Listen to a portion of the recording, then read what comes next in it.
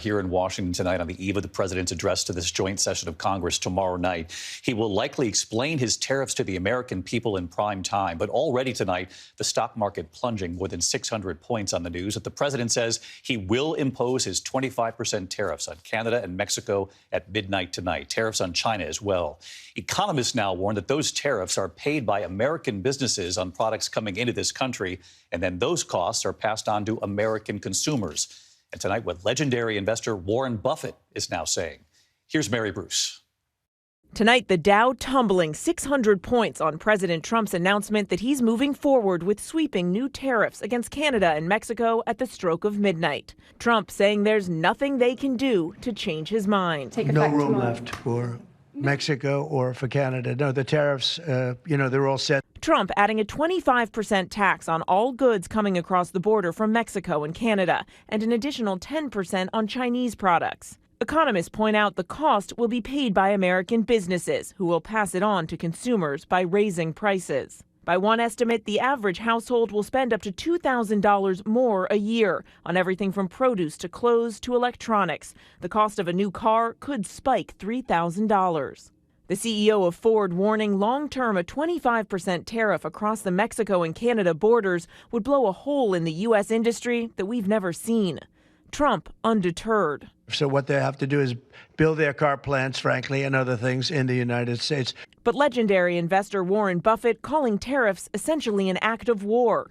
Tariffs are actually, we've had a lot of experience with them. They're an act of war to some degree. And tonight, Mexico and Canada already vowing to retaliate by slapping taxes on American goods. We will have a strong, unequivocal, and proportional response as Canadians expect.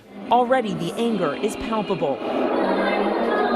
Canadians booing the Star-Spangled Banner when the LA Galaxy soccer team played the Vancouver Whitecaps overnight.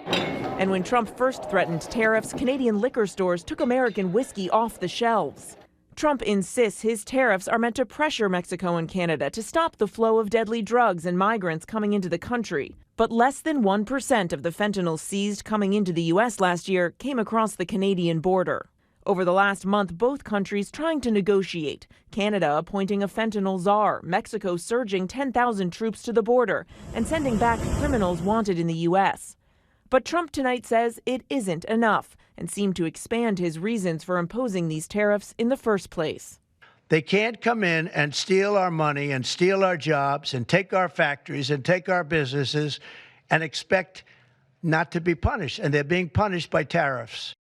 And you can be sure we'll be hearing more about these tariffs tomorrow night when the president delivers his first address before a joint session of Congress since returning to the White House. But there are real concerns that these tariffs could drive up prices just as inflation is also rising, something the president promised to address on day one. All eyes now on how he tackles these economic issues tomorrow night. David.